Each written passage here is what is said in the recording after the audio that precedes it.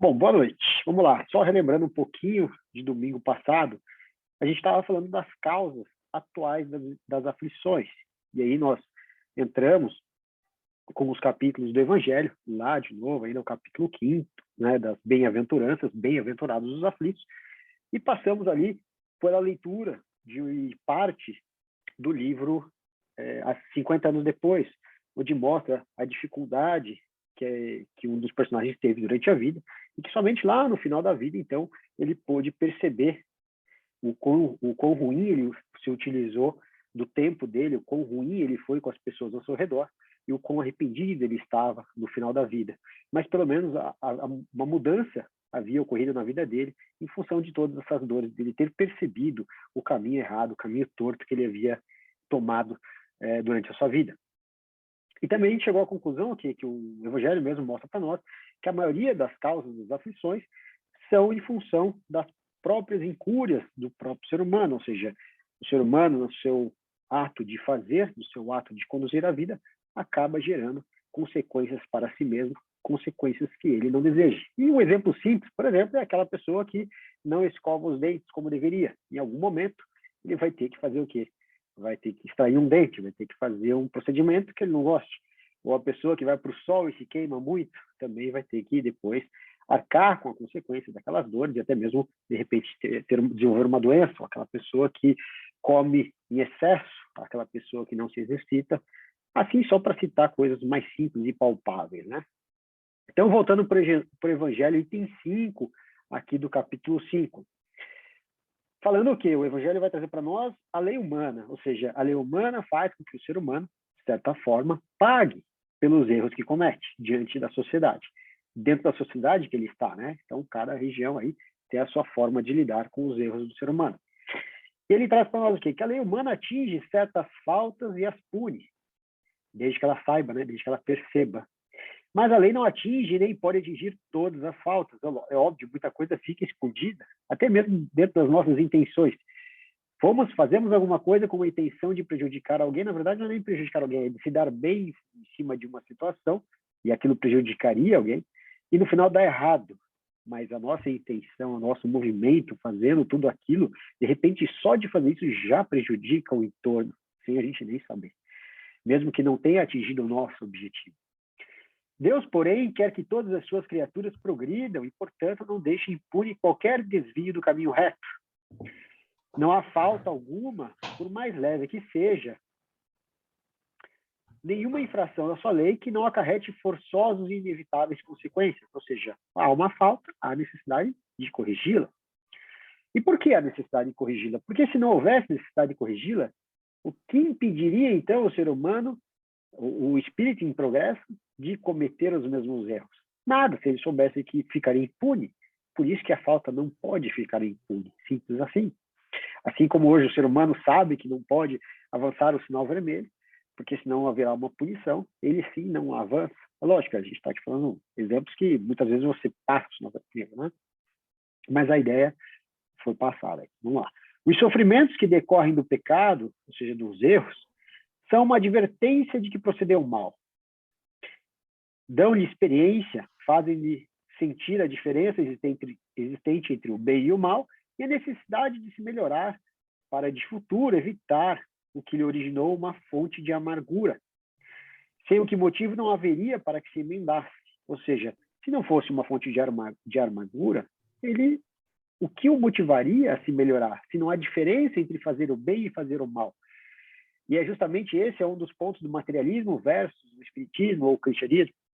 Aquele que simplesmente acredita na vida agora, simplesmente sendo criado e morrendo agora nessa existência, ou seja, é criado para essa existência e morre para essa existência, e aí cada um nasce de uma forma, em algum momento, em algum lugar, numa família, aleatoriamente falando, e aí não haveria necessidade de se proceder de um caminho A ao caminho B, porque simplesmente você morreria e tudo acabaria. Então, a lógica do bem proceder é justamente saber que, se mal proceder, haverá uma consequência. Sem a consequência, não tem por que diferenciar o bom ou o mau comportamento do ser humano, ou do espírito, melhor dizendo. Confiante na impunidade, é justamente isso que ele coloca aqui, retardaria seu avanço e, consequentemente, a sua felicidade futura. Vamos adiante. Entretanto, a experiência, algumas vezes, chega um pouco tarde, ou seja, somente no fim da vida, ou de repente nem tanto no fim da vida, ou no meados da vida, mas, enfim, sempre demora para o ser humano perceber que está no caminho errado. Quando a vida já foi desperdiçada e turbada, quando as forças já estão gastas e sem remédio ao mal, ou seja, não tem mais o que fazer, põe-se então o homem a dizer: se no começo dos meus dias eu soubera o que sei hoje, quantos passos em falso teria evitado? Como exatamente aquele personagem no livro 50 anos depois, que nós lemos na semana passada. Se houvesse de recomeçar, conduzir-me-ia de outra maneira. Isso é aquilo que a gente gosta muito de fazer esse exercício, né? Nossa, se eu tivesse 20 anos mais novo, se eu fosse 20 anos mais novo hoje, com a cabeça que eu tenho hoje, eu realmente faria muita coisa diferente. No entanto, já não há mais tempo. Como o obreiro preguiçoso que diz, perdi o meu dia, também ele diz, perdi a minha vida. Ou seja, aquele que é preguiçoso no trabalho, perdi o meu dia, ele também poderia dizer, né? Perdi minha vida. Contudo, assim como para o obreiro o sol se levanta no dia seguinte, ou seja, o trabalhador, permitindo-lhe neste dia novo reparar o tempo perdido de ontem, também para o homem, após a noite do túmulo, ou seja, após a sua morte, brilhará o sol de uma nova vida, em que se lhe será possível aproveitar a experiência do passado e as suas boas resoluções para o futuro. Ou seja, aqui nós estamos falando o quê? Das reencarnações, das vidas sucessivas. E o porquê das vidas sucessivas? Para ele poder vir com ficha limpa novamente. Porque se assim viesse aqui parar, né, ou se a vida tivesse 100, 200, 300 anos, imagine, ou fosse ininterrupta, acho que isso aqui já viraria uma guerra, né? Porque você acumularia tanta inimizade, não de você para com o próximo, do próximo para com a gente, que a coisa ia virar uma bola de neve impressionante. Então, é necessário parar e reiniciar, porque senão as coisas somente se acumulariam, né? Então, é a tal da ficha limpa. Como o prisioneiro que sai da cadeia e a sociedade não o perdoa, nós também morremos e voltamos para que a gente possa ter as nossas dívidas, assim, por assim dizer, perdoadas, para que a gente possa começar de novo. Lembrando que a gente está falando de perdão de dívida, né? Que nós vamos, então, reatar com essas pessoas, mas sem aquela inimizade tão forçada, tão pesada que já estava, né? Continuando. Sócrates, então, só para fazer uma menção aqui rapidinho, 2.400 anos antes, ou seja, 400 anos antes de Cristo, veio e nos disse o seguinte: tome cuidado com o vazio de uma vida ocupada demais. O que ele está querendo dizer aqui? É assim como aquele obreiro que perde o dia do trabalho, ou aquela pessoa que no final da vida percebe que tomou os direcionamentos errados e fala assim: poxa, se eu tivesse percebido, se eu soubesse o que eu sei hoje, eu faria diferente, se arrependendo do que fez no passado. E aqui, muitas vezes, você fica preso ou identificado com determinadas situações na vida, ocupado, fazendo tanta coisa. E achando que aquela vida ocupada, cheia de graça, então aquela ocupação toda fazendo com que você se sentisse até orgulhoso, que você está tão ocupado construindo alguma coisa, fazendo alguma coisa, gerando A, gerando B, enfim.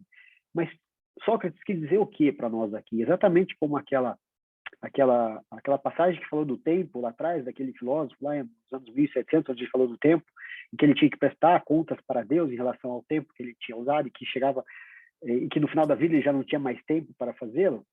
E aí ele fala para nós assim: cuidado para não gastar o seu tempo com passatempos.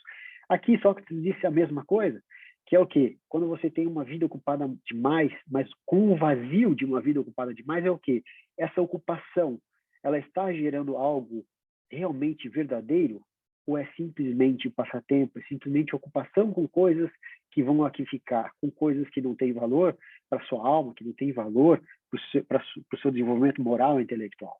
Então, cuidado para não se ocupar com algo que gera mais vazio do que conteúdo. E agora a gente vai entrar no capítulo do Evangelho, onde ele fala das causas anteriores às aflições, ou seja, você tem causas que originaram no dia de hoje, na vida de hoje, mas que você percebe logo ao nascer, ou até durante a vida você percebe, mas que não necessariamente você consegue linkar a sua vida presente. Mas que no final do dia pouco importa, porque toda a causa, toda a consequência, na verdade, daquilo que acontece com a gente, a causa é sempre única, nós mesmos, seja por escolha ou seja por atos nossos. E é isso que ele vai mostrar agora aqui adiante nessas passagens. Vamos lá. Mas se há males nesta vida, cuja causa primária é o homem, outros há também aos quais, pelo menos na aparência, então por isso que ele fala na aparência, ele é completamente estranho e que parecem atingi-lo por fatalidade.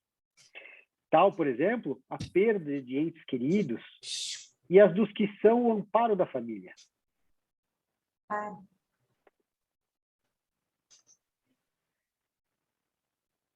Só um minutinho, gente.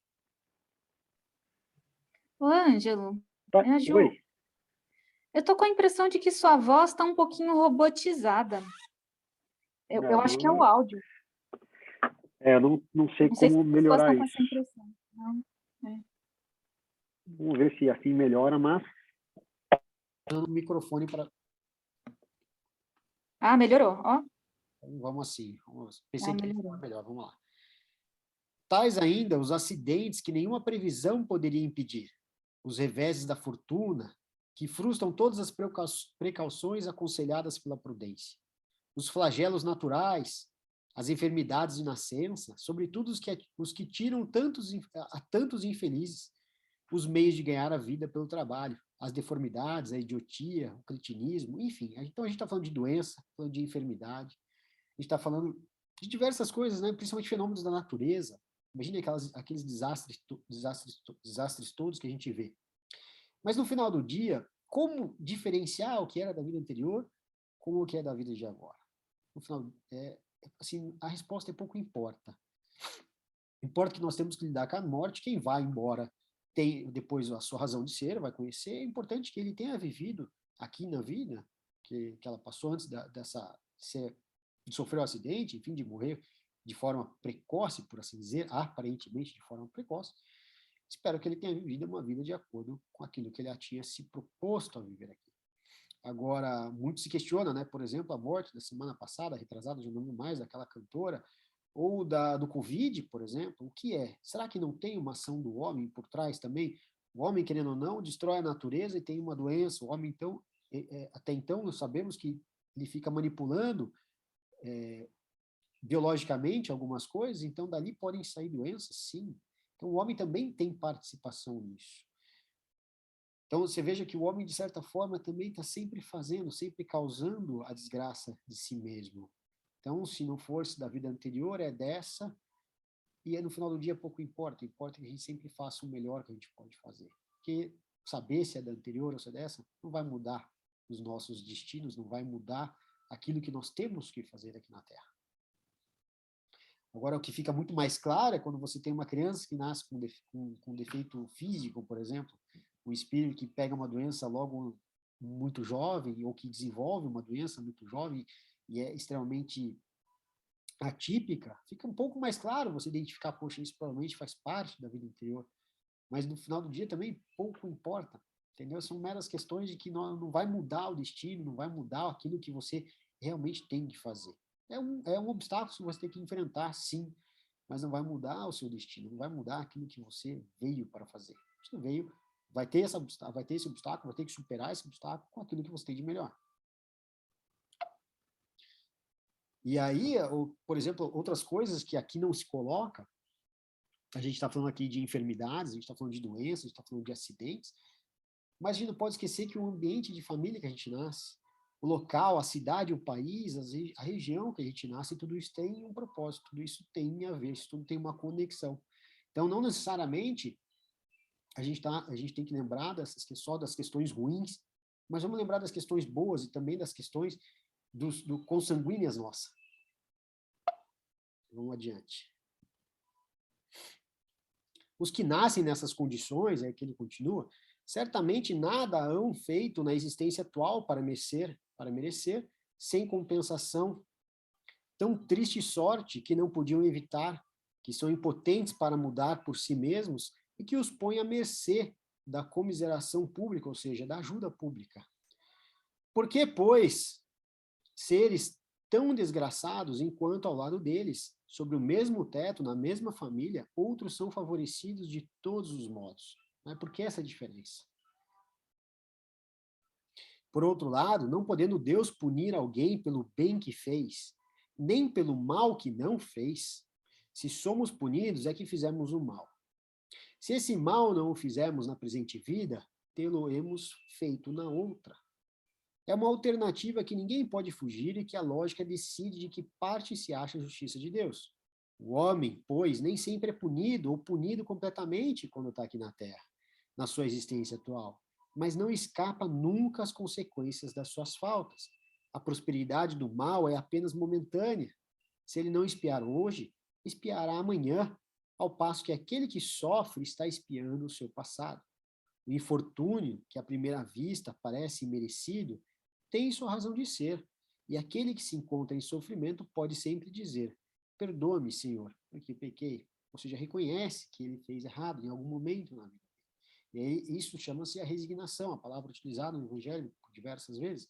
Então, a resignação não é simplesmente você ajoelhar, aceitar e não fazer nada com isso. Não, é para você aceitar com muita fé, sabendo que aquilo está acontecendo por algum motivo, por mais que você não entenda. E aí você pede a Deus, pede nas suas orações coragem, coragem para enfrentar e ter compreensão de que aquilo realmente existe, de aquilo que aquilo realmente faz jus a você.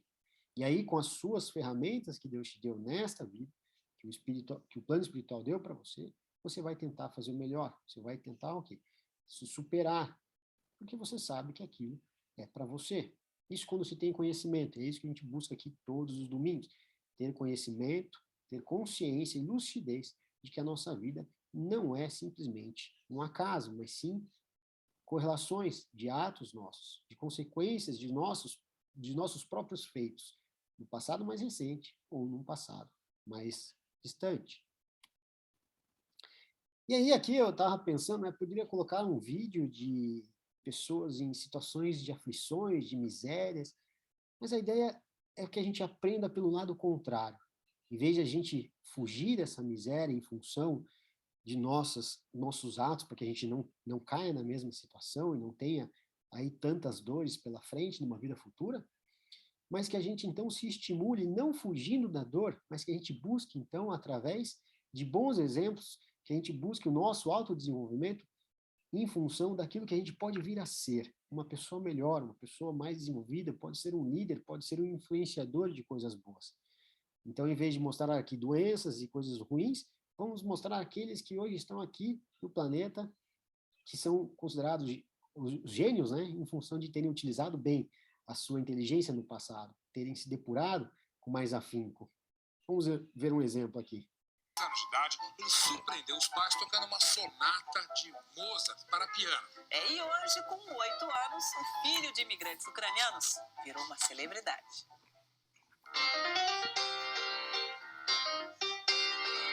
Jamais convide Ethan Bortnick para ouvir uma banda de heavy metal. Seria muito arriscado. When I heard the Aerosmith concert, I ran. Quando eu fui ao show do Aerosmith, saí correndo, ele conta. Não se arrisque também a levar o pianista para ver os fogos no Réveillon de Copacabana. Os fogos são muito barulhentos e eu não posso ouvir nada que seja muito alto, ele explica. Eu gosto de música relaxante, não coisas como...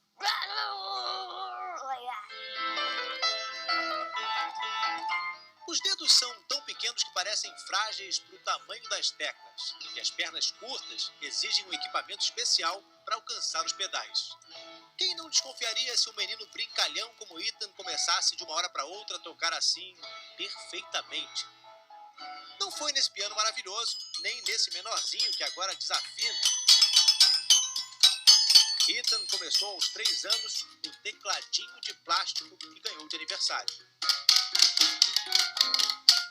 Quando ele tocou uma peça de Mozart pela primeira vez, parecia mentira. Os pais acharam que o teclado eletrônico tocava sozinho e que Ethan estivesse apenas imitando os movimentos de um pianista. Ele aprendeu de ouvido, repetindo os sons que escutava num disco de música clássica.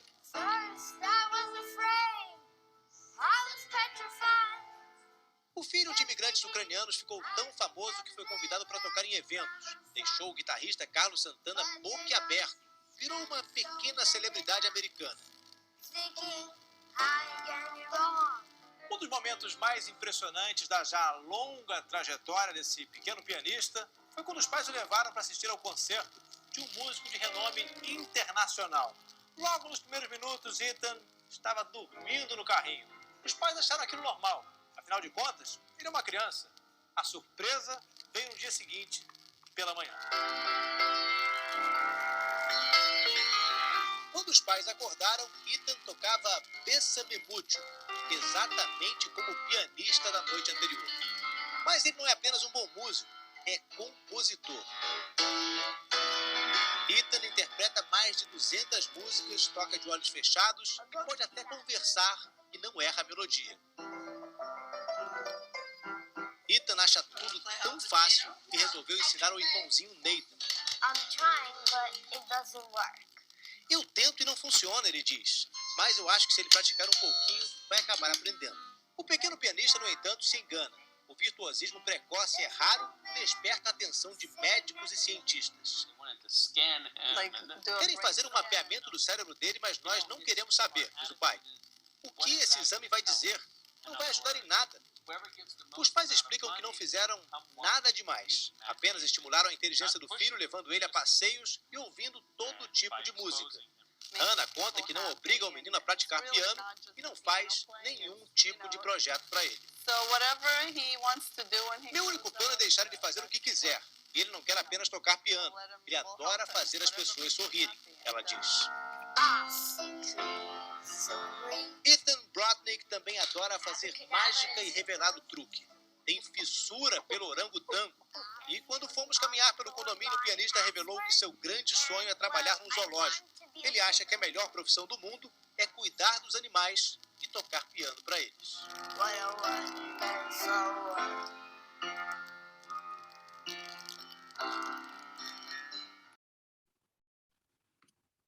Olha que interessante, né? Ele começou a tocar com 3 anos de idade. Olha a genialidade. Ele não virou gênio nessa vida.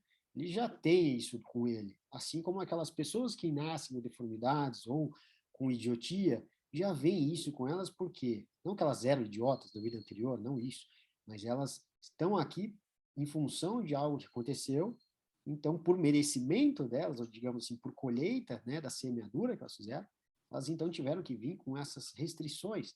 Agora, esse garoto, pelo contrário, em função da semeadura dele, da plantação dele, ele já teve a condição e o merecimento de poder para vir para essa vida com as habilidades adquiridas no passado, para que ele pudesse exercê-la agora.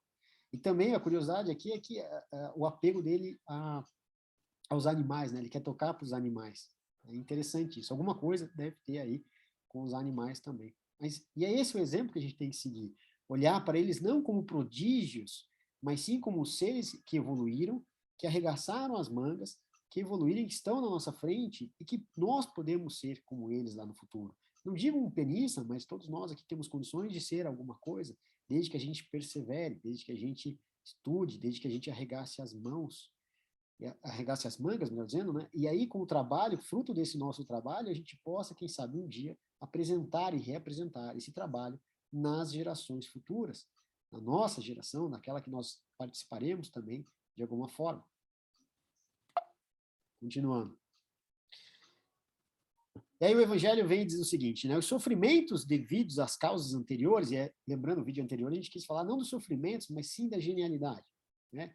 Devido às causas anteriores à existência presente, como os que se originam de culpas atuais, são muitas vezes a consequência da falta cometida, isto é, o homem, pela ação de uma rigorosa justiça distributiva, ou seja, de equilíbrio, sofre o que fez sofrer aos outros. E olha como é que é interessante, ele não está falando simplesmente que a sua vida, você vai ter um sofrimento em função de uma amputação ou de uma doença, mas sim vai estar de acordo com aquilo que você fez os outros sofrerem. Se foi duro e desumano, poderá ser a seu turno, também, da sua vez, tratado duramente e com desumanidade. Se foi orgulhoso, poderá nascer em humilhante condição. Se foi avaro, egoísta, ou se fez mau uso de suas riquezas, poderá ver-se privado do necessário. Se foi mau filho, poderá sofrer pelo procedimento de seus filhos, e assim por diante. Essa conta é muito difícil da gente fazer, né? A gente nunca sabe como vai ser, entre aspas, aquilo que vai nos ocasionar qual vai ser a consequência dos nossos atos hoje. A gente consegue saber hoje, se eu passar o sinal vermelho, eu vou levar uma multa, se eu não escovar o dente, eu vou no dentista, enfim. Mas esses atos, em função dos nossos atos morais, daquilo que a gente faz ou deixa de fazer, até as nossas omissões, qual é a consequência disso? Não sabemos. Qual é a consequência da má utilização do tempo? Salvo a culpa? Não sabemos. Né? Não sabemos o que vai ser. E a culpa é algo constante em todos nós, aí, quando você lê os livros psicografados, o quanto a culpa é forte. E, recentemente, quando eu estava lendo o livro, há 2000 anos, logo na sequência, 50 anos depois, eu me identifiquei muito com o livro, principalmente o segundo, 50 anos depois, onde eu me coloquei no lugar do autor e fiquei pensando, poxa, será que eu também não fiz isso que ele fez 2000 anos atrás, ou 1000 anos atrás, não importa? Será que eu fui tão orgulhoso, tão vaidoso como ele? E, de repente, eu me senti numa situação ali e que eu pensei assim, graças a Deus que eu não lembro, porque eu não sei se eu teria condições de aguentar se eu soubesse, se eu não tivesse tido o esquecimento. Porque lembrar daquilo que a gente fez, olhar para um ângelo tão diferente que é hoje, assim como vocês olharem para pessoas para vocês mesmos, que são tão diferentes de uma vida para outra, porque a gente tem condições de ser diferente, poderia ser muito doído. E eu senti que seria doído se eu tivesse condições de ter essa memória. Então, graças, de novo, ao mecanismo, né, da justiça divina, é muito bom saber que a gente pode esquecer. Isso nos dá um fôlego novo. Assim se explicam pela pluralidade das existências, ou seja, as vidas sucessivas, né, que a gente já falou aqui também no capítulo 4, onde a gente estava falando da necessidade, que o capítulo fala justamente da necessidade de ninguém verá o reino de Deus se não nascer de novo, esse é o nome do capítulo, né? E pela destinação da Terra como mundo expiatório, as anomalias que apresenta a distribuição da ventura e da desventura entre bons e maus neste planeta. Semelhante anomalia, contudo, só existe na aparência, porque considerada tão só do ponto de vista da vida presente, ou seja, aqui é a questão do não julgar, né? Então a gente vê simplesmente uma foto, a ponta do iceberg e acha que, poxa, é injusto, é isso, é aquilo. Não, aparentemente é injusto, mas nada vai passar em branco. Então simplesmente entrega no plano espiritual, que a gente sabe que isso vai ter uma consequência. Não precisa se preocupar, se preocupe sempre com o vosso ato, e não com o ato do terceiro. Aquele que se elevar pelo pensamento de maneira a aprender toda uma série de existências, verá que a cada um é atribuída a parte que lhe compete, sem prejuízo da que lhe tocará no mundo dos espíritos, e verá que a justiça de Deus nunca se interrompe, ou seja, tudo na nossa vida tem a parte que nos compete, e sem deixar de ser vista pelo plano espiritual. É isso que ele quer dizer aqui, que lhe tocará no mundo dos espíritos. Jamais deve o homem esquecer que se acha no mundo inferior, a qual somente as suas imperfeições o conservam preso. Ou seja, jamais o homem deve esquecer de que se ele está no mundo inferior, como a Terra, é por culpa exclusivamente dele, seja por opção, seja por consequência. A cada vicissitude, ou seja, a cada vício nosso, cumpre-lhe lembrar-se de que, se pertencesse a um mundo mais adiantado, isso não se daria, e que só de si depende não voltar a este planeta, trabalhando por se melhorar. Ou seja, os erros que te prendem aqui no planeta, neste planeta inferior, é causado por si mesmo. E aí eu trouxe aqui um videozinho interessante do Mário Cortella, vamos ver. Uma reflexão como essa, a pessoa chega para mim, e a pretexto até de me elogiar, ela acaba me ofendendo sem querer. Ela diz: Cortella, você tem o dom da palavra. Me dá uma raiva nessa hora. Porque dizer que eu tenho o dom da palavra significa o quê? Que eu não tenho mérito nenhum, que eu não fiz esforço algum, que Deus me chamou e falou: vem aqui, menino, você vai falar em público. Claro que não. Faz 62 anos que eu estou na escola, como aluno e professor. Para eu escrever 42 livros, eu já li mais de 10 mil livros na minha vida. Cada dia eu estou numa cidade ouvindo, aprendendo, conversando, refletindo, errando, voltando. E o resultado, você vê um pedaço aqui. A pessoa que só vê o resultado, às vezes diz no Cortella: você tem o dom. Como dom? Claro que eu fui abençoado de várias maneiras, mas uma boa parte disso resulta de uma dedicação, de um esforço, que não é só meu, mas também eu não deixei de fazê-lo. Isso vale para mim, vale para você. Cautela, hoje, uma parte das pessoas esquece dessa reflexão. Outro dia, o Marcelo Tass, com quem eu tenho um livro chamado Basta de Cidadania Obscena, ele retomou numa palestra uma fala minha, que algumas pessoas aqui talvez já tenham visto eu mencionar esta ideia, a noção de esforço. E eu conto isso sempre que eu posso. Meus filhos cresceram, os 3, com uma ideia que pode até parecer meio perversa, mas ela tem uma natureza pedagógica. Desde que eles eram pequenininhos, eu dizia para eles o seguinte: no dia que você fizer 12 anos de idade, eu vou contar para você qual é o segredo da vida. No dia que você fizer 12 anos, eu vou contar o segredo da vida. E todos eles aprenderam. Tanto que todos têm sucesso, são decentes, todos têm capacidade de se dedicar e esforçar. E eu dizia, vocês vão ter aos 12 anos isso. E quando eu contar para você, não conte para os teus irmãos. Espere chegar a tua hora e a deles. O André, que é meu filho que tem mais idade, que tem 42 anos, ele faz aniversário em dezembro. No dia do aniversário dele, às 4 horas da manhã, ele foi lá me acordar. Falou, pai, oi filho, hoje é meu aniversário. Falei, que bom filho, parabéns, que ótimo. Falei, então pai, hoje eu estou fazendo 12 anos. Falei, que bom, fico feliz. Então pai, hoje é o dia que você vai me contar o segredo da vida. Falei, é verdade filho, e eu contei. E como contei para os outros. E eles aprenderam. Quem é caipira aqui vai entender bem isso de uma maneira mais intensa. Eu falei, vem aqui com o papai na sala, ele veio. Falei, senta aqui comigo, ele sentou. Eu falei, sabe qual que é o segredo da vida? Ele falou, não. Eu falei, o segredo da vida é vaca não dá leite. Ele falou, hã? Eu falei, vaca não dá leite, você tem que tirar. Esse é o segredo da vida. Vaca não dá leite, você tem que tirar. Se você não tirar, não tem leite. Cuidado, tem um monte de gente que acha que vaca dá leite. E ela não dá. Para ter leite, você tem que levantar 3h30 da manhã, entrar num curral, amarrar a vaca, amarrar as pernas da vaca, entrar no meio daquela bosta toda, sentar num banquinho, amarrar o rabo da vaca, senão eu te embostei inteiro, segurar na teta dela e senão não tem leite. Olha só por curiosidade, quantas tetas tem uma vaca? 4, vaca não é luva. Vaca não dá leite. Se nós criarmos a nós e as novas gerações com a ideia de que vaca dá leite, eles poderão ser medíocres, porque aguardarão que as coisas venham. O estudo, a profissão, a competência, exige dedicação, esforço, habilidade. Claro, hoje fica até mais fácil. Às vezes você tem, eu escrevi isso num livro chamado Educação, Escola e Docência. Às vezes você tem o teu filho de 14 anos e chega para você e fala, pai, eu não vou fazer faculdade. Ué, por que não vai? Bill Gates não terminou a faculdade. Steve Jobs não terminou a faculdade. Mark Zuckerberg não terminou a faculdade. Por que eu vou terminar a faculdade? Porque não vai nem fazer. Nessa hora você tem que chamar teu filho num canto e dizer, filho, vem aqui com o papai. De fato, Mark Zuckerberg não terminou a faculdade e inventou, junto com um brasileiro, uma coisa estupenda, que é o Facebook. Ele não terminou, ele largou.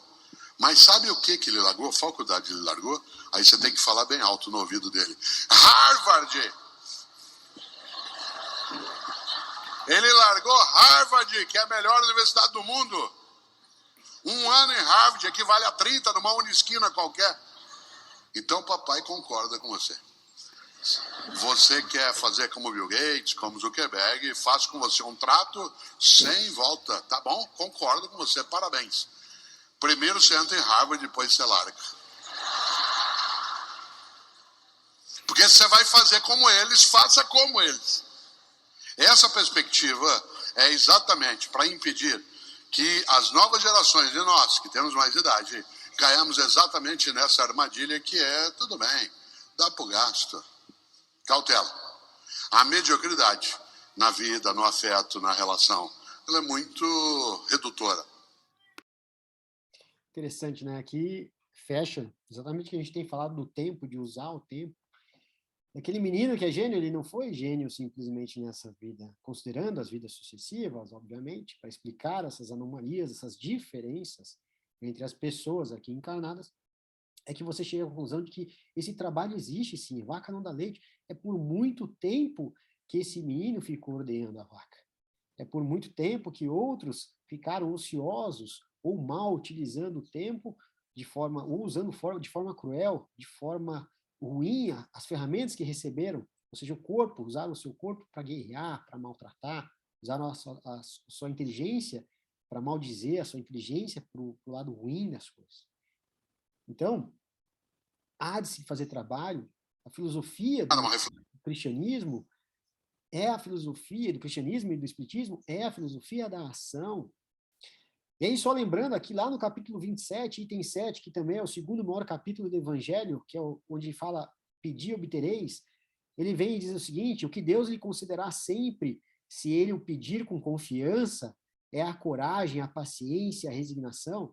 Também lhe concederá os meios de se tirar por si mesmos das dificuldades, mediante ideias que fará lhe surgirem os bons espíritos.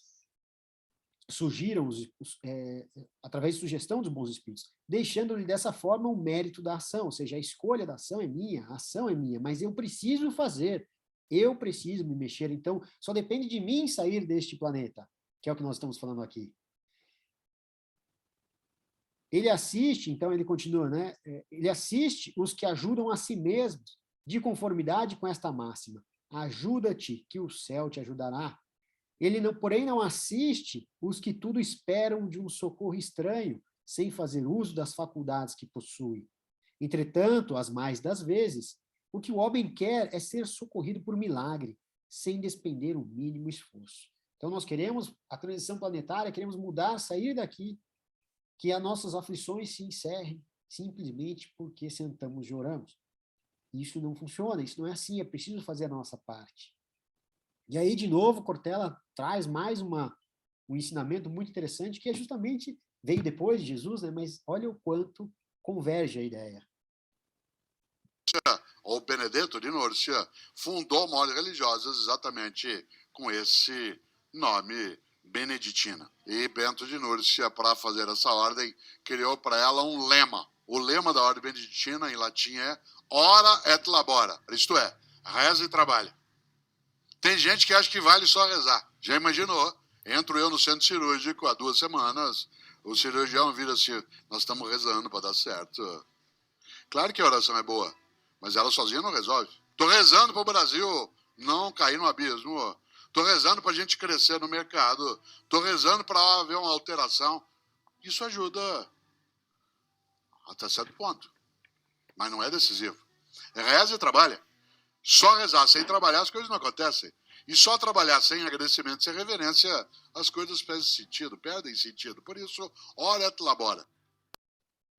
É justamente isso, né? Ore e trabalhe. Ore e trabalhe. Trabalhe por si, trabalhe pelo seu autodesenvolvimento, que as coisas ao seu redor vão acontecer dentro daquilo que te compete, dentro daquilo que é a sua grandeza, dentro daquilo que você é capaz de fazer. E quando a gente fala em karma, é muito interessante quando a gente pensa, ou de ação e reação, enfim, não importa, as nossas missões aqui na Terra são sempre do nosso tamanho. Então, quando a gente pensa em Gandhi, eu sempre falo de Gandhi, que todo mundo conhece, fica mais fácil, ele veio com uma missão do tamanho dele, então ele era capaz de fazer aquilo. Nós, não adianta a gente falar assim, minha missão é igual a ele. Não, não é. Se fosse, já seria diferente hoje. Então, cada um dentro daquilo que te compete, né, fazer. Continuando. Aí, seguindo no Evangelho, né? Não há crer, no entanto, e aqui vai trazer um pouco de novidade nessa história. Não há crer, no entanto, que todo sofrimento suportado neste mundo denote a existência de uma determinada falta. Ou seja, nem tudo tem a ver com uma consequência do seu passado. Muitas vezes são simples provas buscadas pelo espírito para concluir a sua depuração e ativar o seu progresso. Ou seja, ampliar, né, você saltar o seu progresso. Assim, a expiação serve sempre de prova. Ou seja, toda expiação é uma prova. Mas nem sempre a prova é uma expiação. Provas e expiações, todavia, são sempre sinais de relativa inferioridade, porquanto o que é perfeito não precisa ser provado. Pode, pois, o espírito haver chegado a certo grau de elevação e, não obstante a isso, desejoso de adiantar-se mais, solicitar uma missão, uma tarefa a executar, pela qual tanto mais recompensado será se sair vitorioso, quanto mais rude haja sido a luta. Ou seja, toda expiação é uma prova, mas nem toda prova é uma expiação, porque a prova pode ser algo escolhido por aquele espírito. Eu quero então agora ajudar aquela pessoa, eu quero ir naquele lugar, naquela região, eu quero ir lá trabalhar, levar esse meu conhecimento que eu tenho lá, para aquela região, para que ali eu possa fazer florescer alguma coisa, eu acredito que eu posso, tenho muito a contribuir. Aí ele vai lá e sofre, vai ser uma vida difícil, mas ele, com toda a resignação, com toda a força dele, interior que ele já tem, já conquistou, ele acredita e vai. Tais são, e aqui ele explica quem são essas pessoas, especialmente essas pessoas de instintos naturalmente bons, de alma elevada, de nobres sentimentos inatos. Você percebe que ela é nobre desde pequenininha, né? Que parece nada de mal haverem trazido de suas precedentes existências e que sofrem, com resignação toda cristã, as maiores dores, somente pedindo a Deus que as possam suportar sem murmurar. Pode-se, ao contrário, considerar como expiações as aflições que provocam queixas e impelem o homem à revolta contra Deus. Aquelas pessoas que não se revoltam, né, não se resignam, não conseguem entender a resignação, a compreensão, e simplesmente ficam pautando, né? É injusto, é justo, é justo, é injusto. Sem dúvida, o sofrimento que não provoca queixumes pode ser uma expiação. Mas é indício de que foi buscada voluntariamente. Então, pode ser uma expiação, mesmo que ele não se queixe, pode, mas é indício de que foi buscada de forma voluntária, ao invés de imposta, né? E que constitui prova de forte resolução, o que é sinal de progresso. De uma forma ou de outra, expiação e provas são sempre progresso, se nós soubermos sair bem delas. Os espíritos não podem aspirar à completa felicidade até que não se tenham tornado puros. Qualquer mácula lhes interdita a entrada nos mundos ditosos, nos mundos mais felizes, como são os passageiros de um navio onde há pestosos, ou seja, onde tem doentes, né, dentro de um navio, aos quais se veda o acesso à cidade que é a porta, até que se haja expurgado, ou seja, um navio chega numa cidade nova, ele não consegue descer e sair do navio, por quê? Porque está doente, ele tem que ir lá antes de se curar, para aí então ele entrar no continente. Mediante as diversas existências corpóreas é que os espíritos se vão expungindo, ou seja, vão se melhorando, pouco a pouco, de suas imperfeições. As provações da vida os fazem adiantar-se quando bem suportadas. Como expiações, elas apagam as faltas e purificam. São o remédio que limpa as chagas e cura o doente. Quanto mais grave é o mal, tanto mais enérgico deve ser o remédio. Aquele, pois, que muito sofre, deve reconhecer que muito tinha a expiar, e deve regozijar-se, ou seja, deve ficar feliz à ideia de estar próximo à cura. Dele depende, pela resignação, ou seja, aceitação, tornar proveitoso o seu sofrimento e não lhe estragar o fruto com as suas impaciências, visto que, do contrário, terá de recomeçar. Ou seja, não adianta nada você dar burro em ponta de faca, nasceu na miséria, e aí, para você superar a miséria que a pessoa faz, começa a roubar, começa a matar, começa a se piorar, vira uma bola de neve ainda pior. E aí depois tem que recomeçar tudo outra vez. E aí eu trouxe aqui um livro para vocês, para mostrar o quanto é difícil o ser humano se movimentar, quanto é difícil o ser humano se transformar, se autolapidar. E às vezes, nem colocando o ser humano em situação extrema, às vezes ele se movimenta. Porque o que a gente está falando aqui o tempo inteiro, o evangelho, gente, é a autotransformação, através justamente de todos os obstáculos que se impõem. Né? Às vezes necessários, os obstáculos se impõem em função dos nossos procederes, né? Vêm obstáculos, e às vezes vêm obstáculos que nós criamos nessa própria vida. De novo, fica mais fácil, como por exemplo, ter uma necessidade de entrar por uma dieta, ou ter que fazer uma cirurgia, ou ter que enfrentar uma doença em função da vida que você devota. Então, em vez de você estar preocupado e tentando saudar os seus débitos, se melhorar em função do que você já traz do passado, você se complica ainda mais na vida presente. E aí esse livro chama Boa Economia para Tempos Difíceis, foi escrito por 2 prêmios Nobel de Economia, e isso aqui é o que está na entrada do livro, tá? Na contracapa dele diz o seguinte: neste livro lúcido e revolucionário, eu não vou falar o nome dos dois aqui, o Abhijit e o Esther, que são 2 árabes, ganhadores do Prêmio Nobel de Economia de 2019, apresentam o que os melhores economistas de hoje têm a dizer a respeito das questões fundamentais que desafiam a sociedade.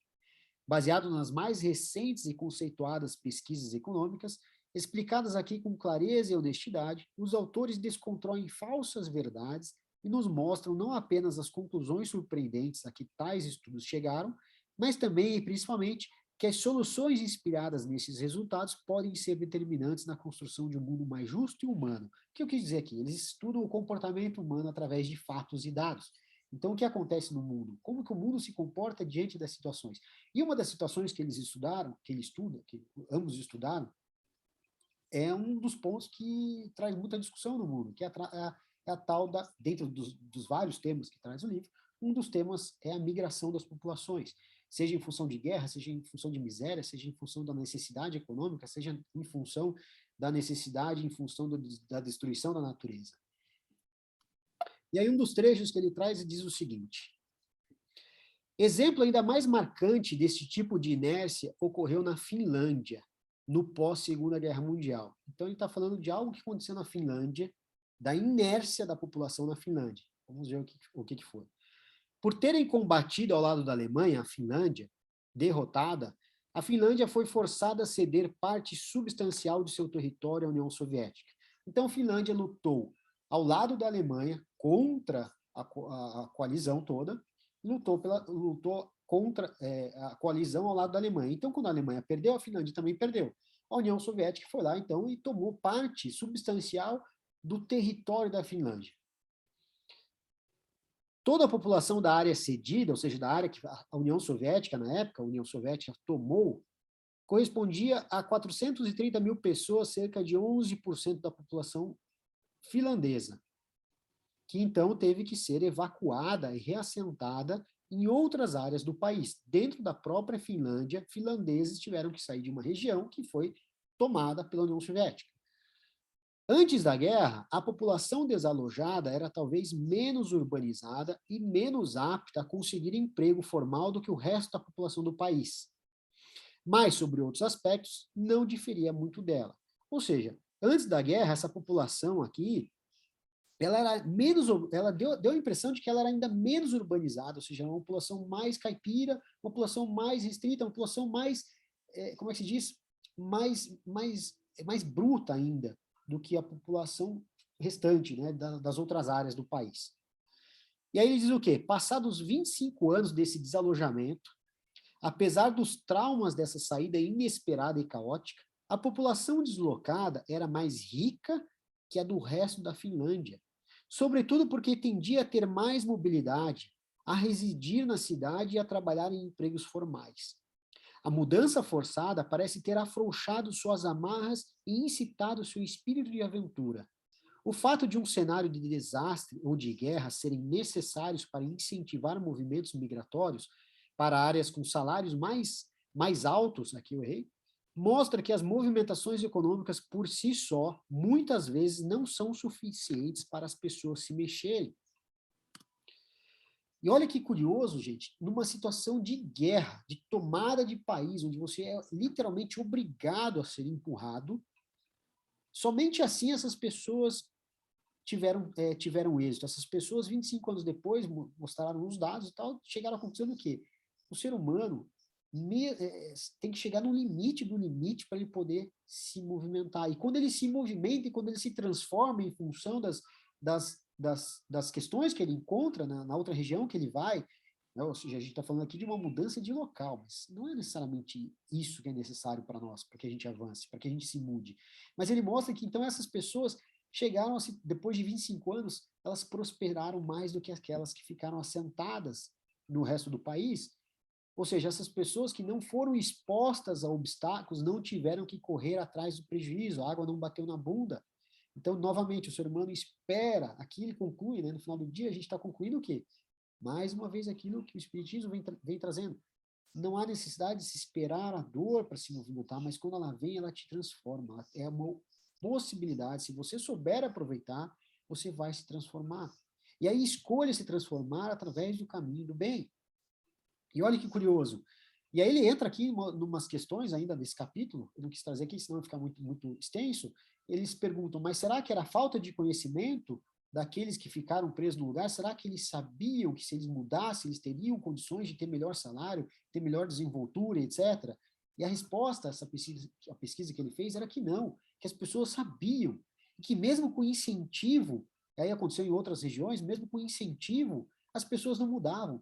E as pessoas estavam morrendo de inanição, morrendo de fome. Mesmo assim, elas não mudavam, elas ficavam na zona de conforto, que é desconfortável. E eles não conseguem entender isso, né? E aí, do ponto de vista espiritual, se nós olharmos, é lógico que a pessoa pode estar lá, mas é preciso que você se dê chances, que você se desafie, que você se mude, que você entenda o chamado da vida, que você não precisa esperar a inanição, ou uma guerra, ou um desastre na natureza para se modificar. Faça agora. Veja os seus defeitos, faça uma autoanálise todos os dias. Estou agindo bem, estou agindo mal, mas mude. Não espere um cenário pior. E olha que curioso, ele conclui aqui, no mesmo capítulo, o relatório do Centro Americano para Empreendedorismo revelou que em 2017, dentre as 500 maiores empresas dos Estados Unidos, em termos de receita, 43% foram fundadas ou cofundadas por imigrantes ou filhos de imigrantes. E aqui eu trouxe só 2 dados. O pai biológico do Steve Jobs veio imigrante da Síria, ou seja, Steve Jobs podia estar morando lá na Síria. Não, ele veio para os Estados Unidos, ou seja, enfrentou, é lógico, ele não morou, não viveu com o pai, ele depois foi adotado. Enfim, mas olha os obstáculos que ele sofreu e que ele superou. E Jeff Bezos, da Amazon, né, outro homem bilionário, recebeu o nome do pai adotivo, imigrante cubano, ou seja, também mais um imigrante.